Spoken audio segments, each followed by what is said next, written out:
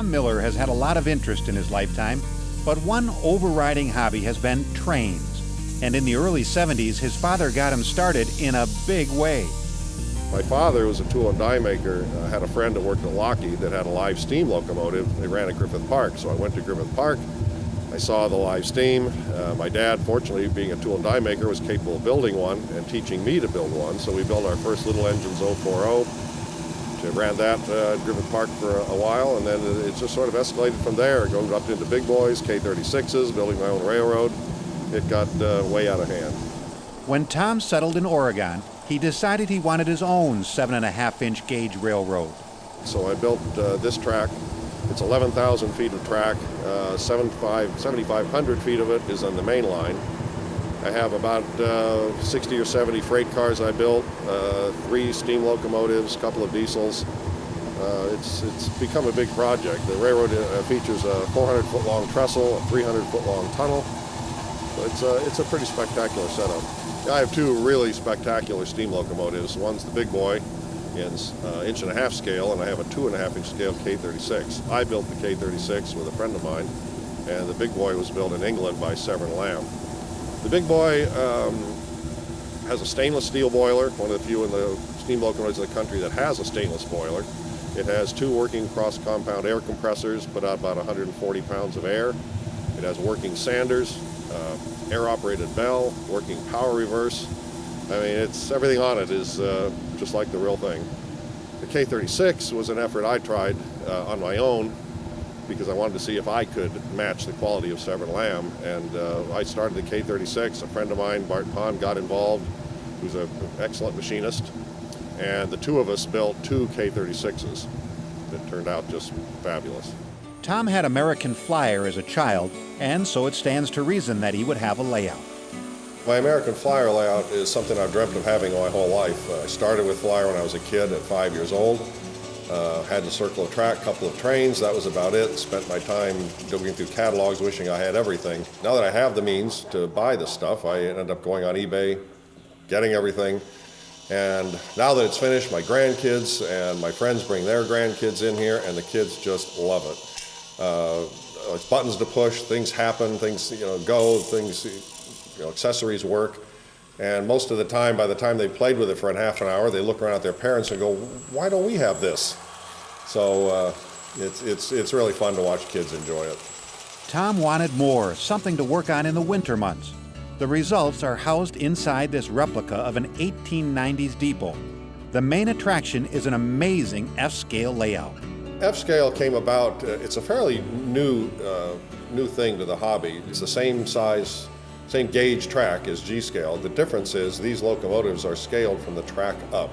So they're perfectly scaled to the track, where most G-scale locomotives are not. They're either too big or too small to be exactly right. And being a perfectionist, I wanted exactly right.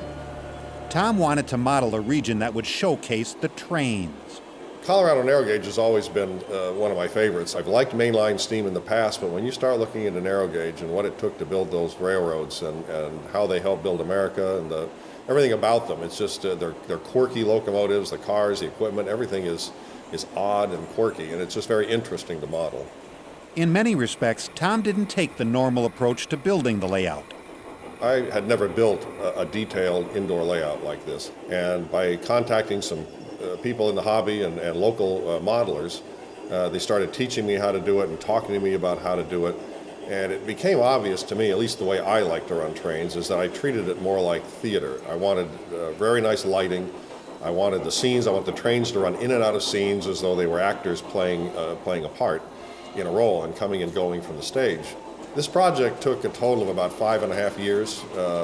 I started building the buildings. They took about a year in themselves. The thing that made this the easiest to build for a layout this size is the mountains and the scenery and the rocks that go into the mountains. This is a product made by Bragdon Enterprises, and it's a foam product called geodesic foam. And it allows you to cast rock castings from molds, very highly detailed molds, and getting detail you can't get in plaster. And it is so lightweight that you can have molds that are, in this case, some of our molds were 4 feet square.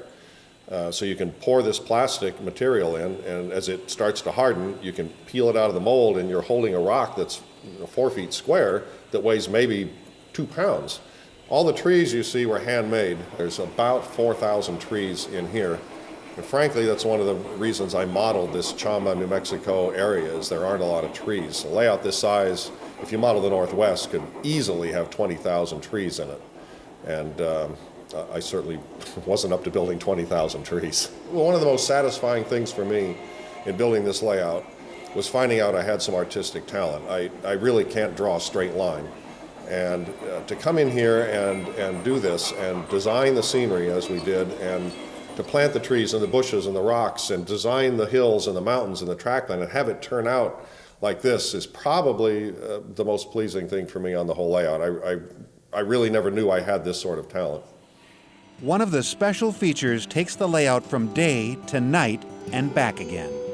This lighting system was designed by a local gentleman who put it in a club layout in Portland. We took that design, and with his help, we massaged the system, and I ended up having to build these light fixtures myself because I couldn't find them to be the proper design. We spent about 3 months in hydraulic hoists up in the air, wiring and installing this entire lighting system, and it was done before anything was in here. We had to be able to get up to the ceiling to wire this thing. So basically it runs a 24-hour light cycle, and we do it in we find to be about 40 minutes is about right. So for about 20 minutes it fades slowly down to midnight. It stays there for a short time and then slowly fades back up to noon again. The sound systems came from a fellow has a company called Fanatics, and he basically makes SD cards that have sound effects on them. Sawmills, stamp mills, rivers, running water, you name it.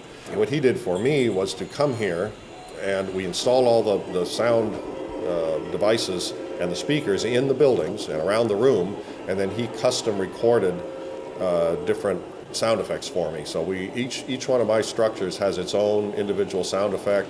Does Tom have any favorite spots along the line? I would have to say the stamp mill. It's fully animated when you look inside. The belts are turning, the stamps go up and down, the grizzlies are turning, the shaker tables, everything works. So it's one of my favorite spots on the layout.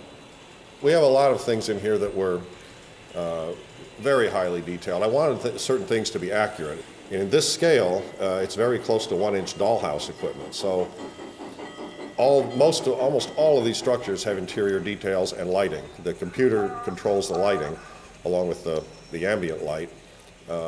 We put all the detail in them we could. We try to put a little humor in here and there. Gibson Diner, our dog's name was Gibson.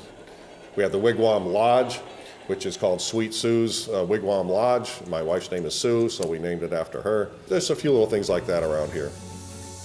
Tom's passion for railroading is certainly clear, and we are very glad to have seen his accomplishments.